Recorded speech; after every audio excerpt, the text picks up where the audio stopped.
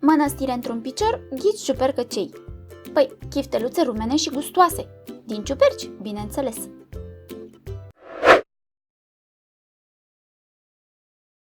Ingrediente: 500 de grame de ciuperci, 2 căței mari de usturoi, 2 linguri de orez, o ceapă foarte mică, pezmet, o linguriță de piper boabe, sare, pătrunjel, ulei pentru prăjit și opțional câteva fire de cimbru proaspăt și de oregano.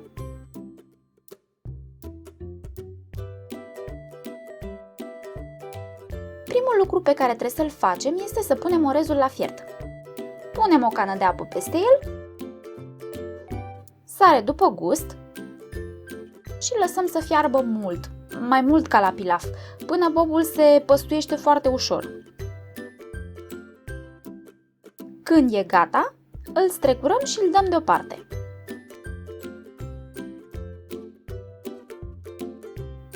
Ciupercile. Eu folosesc pentru această rețetă ciuperci pleurotus, pentru că sunt foarte gustoase. Se pot folosi și ciuperci șampinion albe, dar mici, pentru că alea nu au lamelele negre, dar vi le recomand pe acestea. Ciupercile pleurotus sunt destul de curate, pentru că ele nu cresc în pământ, ci pe butuci de lemn sau suport de celuloză, gen rumeguș. Dar dacă doriți, le puteți clăti.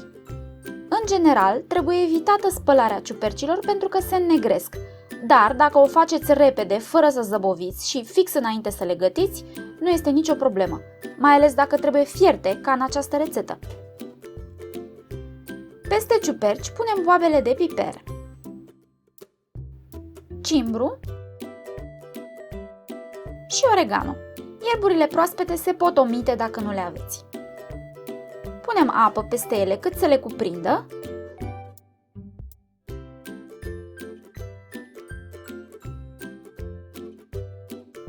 și le punem la fiert cu focul mare. Acum, am citit în câteva articole despre ciuperci că acestea trebuie gătite în apă deja clocotită. Nu explica și de ce, dar probabil pentru că sunt poroase și absorb multă apă. Pentru această rețetă cel puțin, eu nu am observat vreo diferență între cele două tehnici, dar voi puteți să faceți asta dacă vreți. După ce au fiert 10 minute de când le-am dat în clocot, le luăm de pe foc și le strecurăm. Nu le ținem mai mult de 10 minute, exact pentru motivul despre care vorbeam mai devreme. Le lăsăm un pic să se răcească, timp în care tocăm ceapa. Dacă nu găsiți o ceapă așa mică, puneți un sfert sau o jumătate dintr-una normală. Acum, ciupercile trebuie mărunțite și pentru asta voi folosi un mic robot de bucătărie.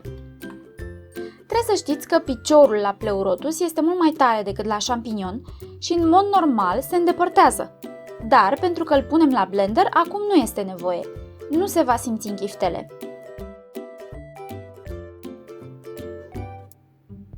Nu pun și boabele de piper. Eu o să le mărunțesc în 2 șarje, că așa am în cap un robot. Bucățile trebuie să fie așa, variate, și mai mari și mai mici.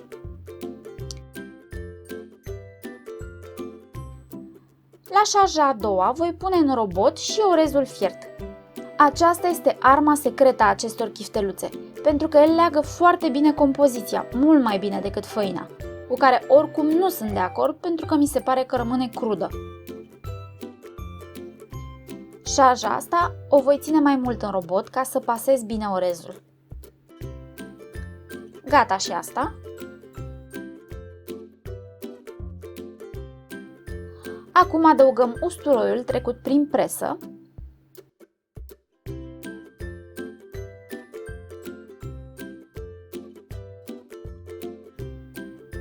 ceapa tocată, sare după gust și amestecăm. Se mai poate pune și piper și 1-2 linguri de pezmet dacă vreți o compoziție mai fermă, dar pentru mine nu mai e nevoie nici de una, nici de alta. Zic să punem și ceva verdeață. O să pun puțin pătrunjel. Voi puteți pune mărar sau altceva. Dacă nu ați avut să puneți proaspete la fiert, puteți pune acum cimbru și oregano uscat.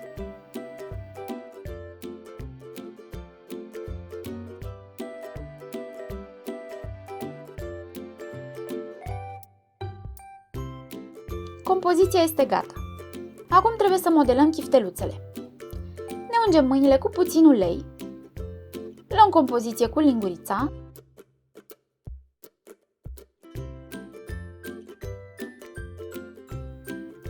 și modelăm sub formă de bilă.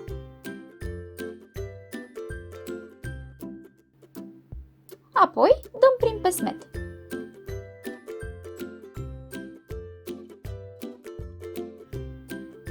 Continuăm până terminăm toată compoziția. Eu am obținut aici 20 de chifteluțe.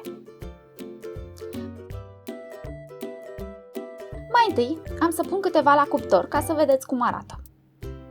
Folosesc o tavă cu hârtie de copt, iar pe chifteluțe aplic puțin ulei ca pesmetul să nu rămână așa uscat.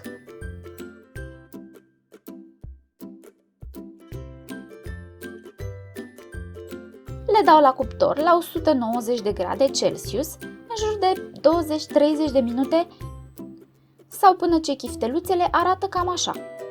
Deasupra nu sunt foarte maronite, dar de desubt da, și așa știu că sunt gata. O să rup pasta să vedeți cum e înăuntru, cam așa, mai că e fierbinte rău. Puteți, bineînțeles, să prăjiți chifteluțele în ulei.